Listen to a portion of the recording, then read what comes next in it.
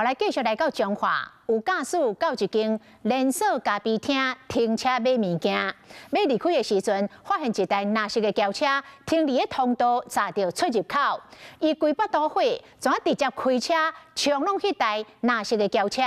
弄一届无够，搁弄第二届。 弄出一个通路，甲车驶出去了后，气也未消，搁回倒转来挖苦大力来弄蓝色轿车的车尾，两台车拢弄甲真严重，结局是你告我，我告你。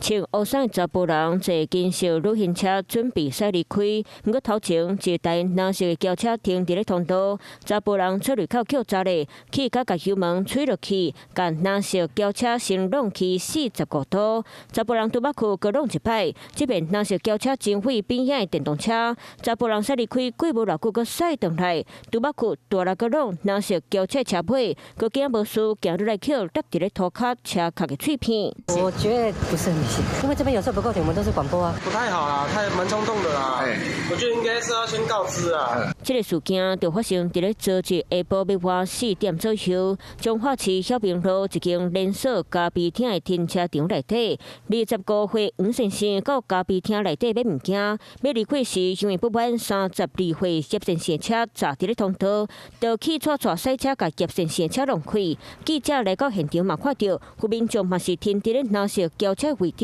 拍响灯就准备要落车买咖啡。觉得停这个位置这样子不行啊！我等一下就走了。因为挡到路，就去甲赛车改弄，互伊倒平后壁车身弄甲毛球变形，后壁的查风玻璃嘛碎起。黄先生家己的金色旅行车倒平头前的慢马落去，扫到风台尾电动车，因为蓝色轿车转过来，嘛有真侪所在磕到伤。那现场将三方带反锁制作相关的笔录资料，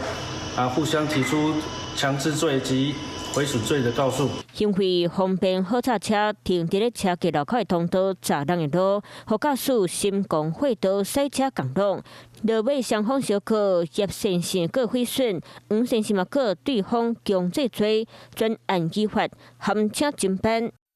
Hello， 我是雷亚，想要抢先掌握最及时的新闻资讯吗？赶快订阅、按赞、开启小铃铛，锁定华视新闻 YouTube 频道。